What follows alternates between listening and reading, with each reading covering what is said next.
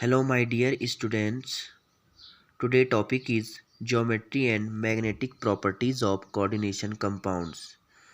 ये बहुत ही important topic है हमारे 12th के बोर्ड एग्ज़ाम के लिए और अदर कम्पिटिटिव एग्ज़ाम के लिए भी। तो हम बात करते हैं कि कैसे हम किसी भी कोऑर्डिनेशन कंपाउंड्स की ज्योमेट्री एंड मैग्नेटिक प्रॉपर्टीज़ को बता सकते हैं। तो कैसे हम ज्योमेट्री और मैग्नेटिक प्रॉपर्टीज़ बताएंगे किसी भी कोऑर्डिनेशन कंपाउंड्स की। तो आपको सबसे पहले क्या करना है कि हम इसको वीबीटी के अकॉर्डिंग बताएंगे, वैलेंस बॉन्ड थ्योरी के अनुसार, कि कैसे कोई भी कोऑर्डिनेशन कंपाउंड पैरामैग्नेटिक होता है या डायमैग्नेटिक होता है या उसकी ज्योमेट्री क्या होगी। तो ये हमारा ये पूरा जो आज की हम जिस पे बात करेंगे यहाँ से आपको पता चल जाएगा। तो आपको इसमें 3 चीज़ों का विशेषकर ध्यान रखना है। सबसे पहले मैंने यहाँ पे लिखा हुआ है स्ट्रॉन्ग फील्ड लिगेंड। तो आपको पता होने चाहिए कि स्ट्रॉन्ग फील्ड लिगेंड कौन कौन से, और लिगेंड आपको मैंने बताए हैं कि लिगेंड क्या होते हैं। तो लिगेंड क्या हो गए, CN CO EN NH3 NO, ये सारे स्ट्रॉन्ग फील्ड हैं। और वीक फील्ड में कौन आ गए, आयोडीन ब्रोमीन, जितने भी हमारे हेलोजन होते हैं, या NO3 हो गया, OH नेगेटिव हो गया, ऑक्जिलेट हो गया, ये सारे वीक फील्ड लिगेंड हैं। इनका बहुत मेन रोल होता है। जब मैं आपको इसकी एग्जांपल कराऊंगा तब बताऊंगा कि स्ट्रॉन्ग फील्ड लिगेंड का काम क्या होता है और वीक फील्ड लिगेंड का काम क्या होता है। अब जैसे मैंने एग्जांपल ले रखा है, तो इस एग्जांपल को समझने से पहले मैं यहाँ पे आपको बता दूं, दूसरा जो पॉइंट होगा आपको समझना है, अगर हमारे पास अनपेयर्ड इलेक्ट्रॉन आता है, ये हम जब क्वेश्चंस करेंगे तब आ जाएगा समझ में। अनपेयर्ड इलेक्ट्रॉन आता है तो इसका मतलब जो हमारा कोऑर्डिनेशन कंपाउंड है वो डायमैग्नेटिक है। अगर हमारे इलेक्ट्रॉन पेयर्ड आते हैं तो इसका मतलब हमारा पैरामैग्नेटिक है। और उस दूसरी बात, आपको इसमें हाइब्रिडाइजेशन भी समझना होगा कि कौन सा हाइब्रिडाइजेशन है। अगर sp3 हाइब्रिडाइजेशन आता है तो ज्योमेट्री टेट्राहेड्रल होगी, D2sp3 आता है तो ज्योमेट्री ऑक्टाहेड्रल होगी, और अगर DsP2 आता है तो ज्योमेट्री स्क्वायर प्लेनर होगी। तो इसका एक स्क्रीनशॉट ले लें सबसे पहले, क्योंकि ये आपको बहुत ही ज़्यादा हेल्प करेगा और इससे ज़्यादा सरल विधि ज्योमेट्री और मैग्नेटिक प्रॉपर्टी निकालने की नहीं हो सकती है। अब जैसे ये एग्जाम्पल है हमारे पास CONH3 6 3+4। तो जैसे आपके पास ऐसा क्वेश्चन आ रखा है और आपको पूछा गया है कि आपको इसकी ज्योमेट्री बतानी है और मैग्नेटिक प्रॉपर्टीज़ आपको बतानी है। तो सबसे पहले आपको क्या करना है कि इसका जो सेंट्रल मेटल आयन है वो सेंट्रल मेटल आयन लिख देना है और इसका एटॉमिक नंबर लिख देना है। तो इसका एटॉमिक नंबर कितना होता है, 27। तो सबसे पहले इसका इलेक्ट्रॉनिक कॉन्फ़िगरेशन लिखो, तो 1s2 2s2 2p6 3s2 3p6 4s1 3d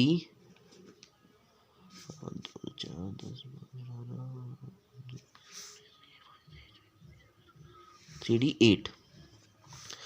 तो देखो यहाँ पे 4s में 1 इलेक्ट्रॉन क्यों लिखा है मैंने, क्योंकि आपको पता है जो कोबाल्ट है और जो हमारा क्रोमियम है 27 और 29 में, इसमें क्या होता है कि हमारे 4s में केवल एक ही इलेक्ट्रॉन जाता है, जबकि और सब में 2-2 इलेक्ट्रॉन होते हैं। ये हमारा एक्सेप्शन है यहाँ पे।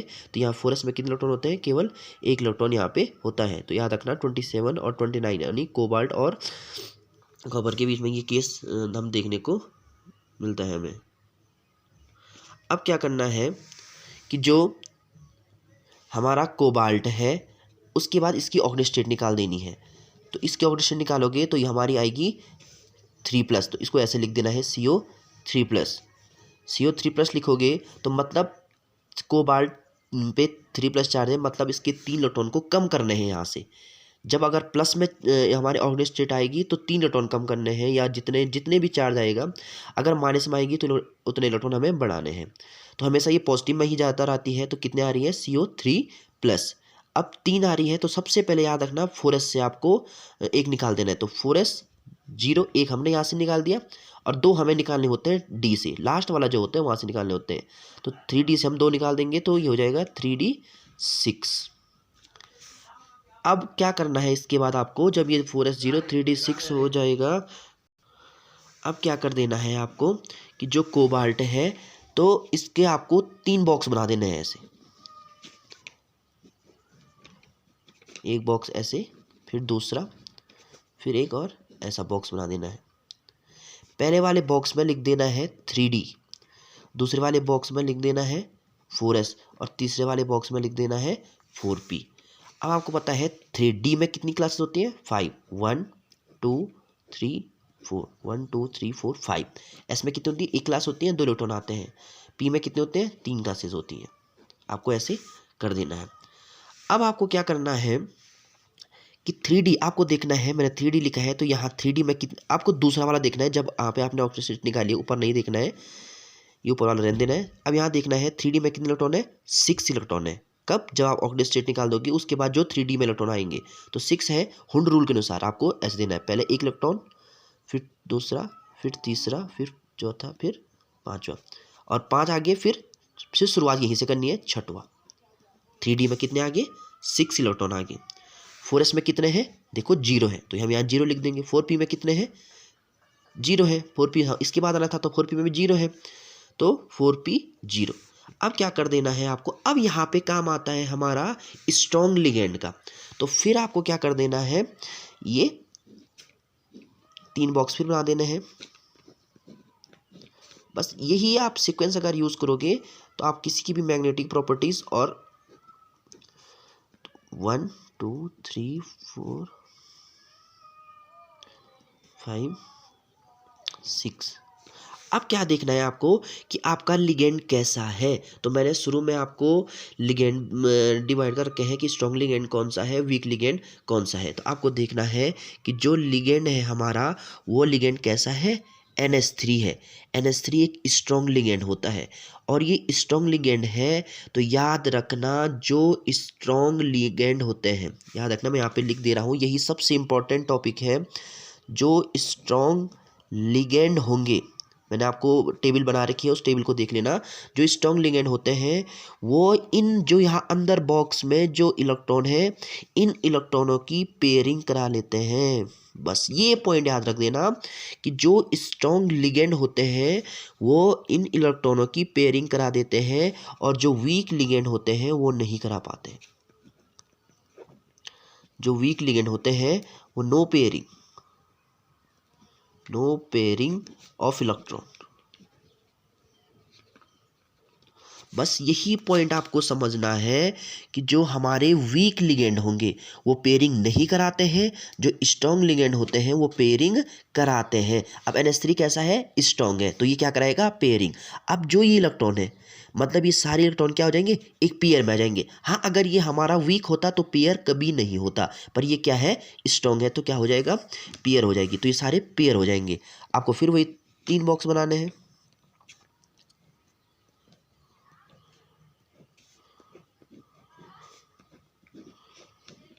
1 2, सॉरी यहाँ भी। अब आप देखो ये 3D वही लिख देना है, 4s 4p, और ये सारे के सारे पेयर में ला देने हैं।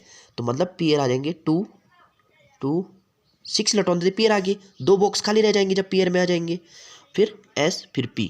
अब देखना है बच्चों कि जो ये NH3 होता है, ये NH3 अपने इलेक्ट्रॉन देना शुरू करता है। अब ये इलेक्ट्रॉन किसको देगा? तो आपको देखना है कि ये इलेक्ट्रॉन एक यहाँ देगा, 6 इलेक्ट्रॉन है तो आपने जितने बॉक्स खाली है उसमें देना है। एक इलेक्ट्रॉन NH3 ने यहाँ दिया, शुरुआत 3D से करनी है। दूसरा इलेक्ट्रॉन यहाँ दिया, क्योंकि यहाँ 2 बॉक्स बचे, फिर एक NH3 यहाँ देगा, एक यहाँ देगा। 6 देने हैं, क्योंकि हमारे पास CuNH3 6 है। अगर 4 होता तो हमें सिर्फ 4 बॉक्स में देने होते, या अगर 5 होता तो 5 बॉक्स में देने होते। और एक NH3 इलेक्ट्रॉन यहाँ देगा।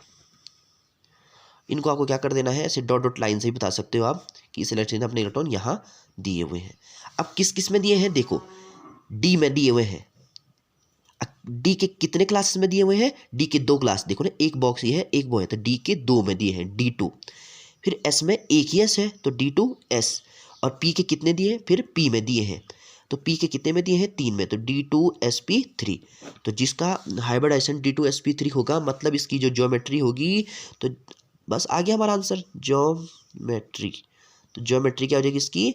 ऑक्टाहेड्रल। तो D2sp3 क्या होती है? आपको मैंने बताया, वहाँ पे मैंने टेबल में लिखा रखा है कि जिसकी D2sp3 होगी उसकी ज्योमेट्री ऑक्टाहेड्रल। तो कैसे निकालनी है? जितने बॉक्स में गई उस बॉक्स में, जैसे D के 2 में गई तो D2, एक के S में गई तो एक, P के 3 में गई तो D2sp3, ऑक्टाहेड्रल। और मैग्नेटिक प्रॉपर्टीज क्या हो जाएगी? तो मैग्नेटिक जो प्रॉपर्टीज़ होगी, मैग्नेटिक प्रॉपर्टीज़ क्या होगी, देखो अब आपको देखना है फिर जहाँ पे आपने ये इलेक्ट्रॉन दिए हैं वहाँ पे जाना है, देखना है कोई भी पेयर इलेक्ट्रॉन बचा हुआ है, नहीं बचा है, कोई भी अनपेयर्ड इलेक्ट्रॉन बचा नहीं, सारे के सारे इलेक्ट्रॉन कैसे हैं, पेयर्ड है। और मैंने आपको कहा था, यहाँ पे देखो मैंने आपको कहा था कि अगर अनपेयर्ड इलेक्ट्रॉन बचे तो वो डायमैग्नेटिक होगा, अगर पेयर सारे के सारे पेयर्ड इलेक्ट्रॉन है तो क्या हो जाएगा, पैरा मैग्नेटिक। तो मतलब यहाँ पे सारे के सारे कैसे हैं, पेयर्ड में है, तो कैसे मैग्नेटिक प्रॉपर्टी कैसे हो जाएगी, पैरा मैग्नेटिक। आई थिंक ये आपको समझ आया होगा कैसे करना है। एक एग्जांपल मैं डायमैग्नेट का भी बता देता हूँ या वीक लिगेंड का भी आपको बता देता हूँ। अब एक एग्जांपल मैंने और लिया है COF6 3 नेगेटिव का। तो आप मैंने वही किया है सेम, सबसे पहले मैंने कहा जो सेंटर मेटल उसको लिख देना है कोबाल्ट, उसका इलेक्ट्रॉनिक कॉन्फ़िगरेशन लिख देना है, वही आ जाएगा तुम्हारा जो कोबाल्ट का 1s2 2s2 2p6 3s2 3p6 4s1 3d8। और यहाँ पे CO3+ का, तो आप देख सकते हो CO जो 3+ होगा उसका मैंने लिख दिया। अब इसके ऑर्डिनल स्टेट निकालोगे तो कितनी आएगी, एफ की कितनी होती है -1, तो 6 - 1 इधर जाके +6, तो -3 + 6 कितना जाएगी, उसका ऑर्डिनल स्टेट +3। तो यहाँ भी CO +3, याद रखना ही हमेशा प्लस ही में आएगी। और आपको यहाँ से भी कितने इलेक्ट्रॉन कम करने हैं, 3 इलेक्ट्रॉन कम करने हैं। तो आपने कहाँ से किए, 3d8। तो आपको मैंने कहा था पहला किससे करना है, हमेशा 4s से, तो एक 4s से किया, हो गया 0 हो गया। फिर किससे करना है, 3d से, तो 2 यहाँ से करें तो 3d6। तो वही आपको 3 बॉक्स बना देना है, एक 3d फिर एक 4s का एक 4p का। तो d में कितने इलेक्ट्रॉन है, 6, तो आपको वही हुंड रूल के अनुसार 1 2 3 4 5 और एक यहाँ पे 6। S4s में 0, 4p में 0। अब मैंने कहा था आपको क्या देखना है, आपको देखना है लिगेंड, लिगेंड आपका कैसा है। तो लिगेंड कैसा है, F फ्लोरीन है। तो फ्लोरीन होता है बच्चों वीक लिगेंड, याद रखना फ्लोरीन कैसा होता है, वीक लिगेंड। और वीक लिगेंड क्या नहीं करता है, मैंने अभी बताया था, वीक लिगेंड हमारे इलेक्ट्रॉनों की पेयरिंग नहीं कराता है। जैसे NH3 था अभी यहाँ पे, तो उसने इस इलेक्ट्रॉनों की पेयरिंग करा दी थी, पर ये क्या करेगा, इनकी पेयरिंग नहीं करा पाएगा, मतलब इनमें इसकी इतनी सामर्थ्य नहीं होती है कि वो इनकी पेयरिंग करा दे। जबकि हमने इससे पहले CONH3 में पढ़ा था, उसने इसकी क्या करा ली, पेयरिंग करा ली। तो इट मीन्स ये तो पेयर नहीं होंगे, ये ऐसा का ही ऐसा रहेगा। अब जो फ्लोरीन के इलेक्ट्रॉन जाएंगे किस में जाएंगे, जहां खाली होगा, खाली कहाँ का है, S में है, P में है।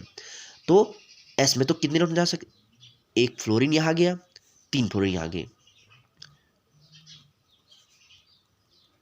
गए फ्लोरीन हमारे, तो 1 2 3 4 फ्लोरीन तो चले गए। पर अभी हमारे पास कितने फ्लोरीन है, 6 फ्लोरीन है, मतलब 2 फ्लोरीन और बचे हुए हैं। तो 3d 4s 4p, 4p के बाद क्या आ जाएगा, 4p के बाद आ जाएगा हमारा 4d। अब 4d में कितने इलेक्ट्रॉन, 5 इलेक्ट्रॉन। ये तब लिखना है आपको 4d जब हमारा यहाँ आगे नहीं बचा हुआ हो और हमारे इलेक्ट्रॉन को हमें हमें इलेक्ट्रॉन और देने हो, तो 4b के बाद 4d, अगर हम 4d भी पूरा भर जाए तो 4d के बाद 4f आ जाएगा। तो 4d में कितने f आएंगे, 2f, f और f हो गया। अब आपको देखना है आपके फ्लोरीन कहाँ कहाँ गए हैं, तो एक S में गया है, एक P में गया है और 2 D में गया है। ये तो गया है, तो मतलब ये हुआ है तुम्हारा, एक S में गया है, 3 P में गए हैं, sp3 गए हैं ना, 3 P में गए हैं और 2 D में गए हैं, तो sp3d2। और याद रखना d2 sp3 हो चाहे sp3d2 हो, इनकी जो ज्योमेट्री होती है कैसी होती है, ऑक्टाहेड्रल। और इसकी ज्योमेट्री ऑक्टाहेड्रल हो गई। और अब आपको मैग्नेटिक प्रॉपर्टीज बतानी है, मैग्नेटिक प्रॉपर्टीज बतानी है आपको। तो मैग्नेटिक प्रॉपर्टीज क्या हो जाएगी, मैंने कहा था आपको एक ही बात याद रखनी है कि अगर आपके पास पेयर्ड इलेक्ट्रॉन आते हैं तो पैरामैग्नेटिक, अनपेयर्ड इलेक्ट्रॉन आते हैं तो डायमैग्नेटिक। अब देखो जाओ यहीं पे, ये मैंने कहा था लिगेंड के बाद देखना है कि अगर लिगेंड पेयर कर नहीं पाते, तो देखो यहाँ पे इसने पेयरिंग कराई, नहीं करा पाया। तो अगर ये पेयर हो जाते तो सारे के सारे पेयर में आ जाते, तो अब मैं कहता कि ये पैरामैग्नेटिक है, पर ये क्या हुआ, पेयरिंग में नहीं आया, सारे के सारे कैसे बच गए, अनपेयर बच गए। तो जब कभी भी इलेक्ट्रॉन अनपेयर्ड होंगे, जब इलेक्ट्रॉन क्या होंगे, अनपेयर्ड इलेक्ट्रॉन होंगे, तो हमारा जो प्रॉपर्टीज होगी वो कैसे होगी, डाया मैग्नेटिक। आई थिंक आपको ये समझ आया होगा। अगर आपको ये समझ आया है तो आपके पास होमवर्क है आज के लिए, NiCl4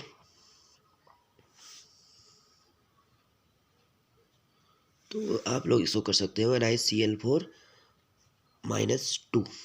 क्या इसकी ज्योमेट्री होगी और क्या इसका मैग्नेटिक प्रॉपर्टीज़ होगी।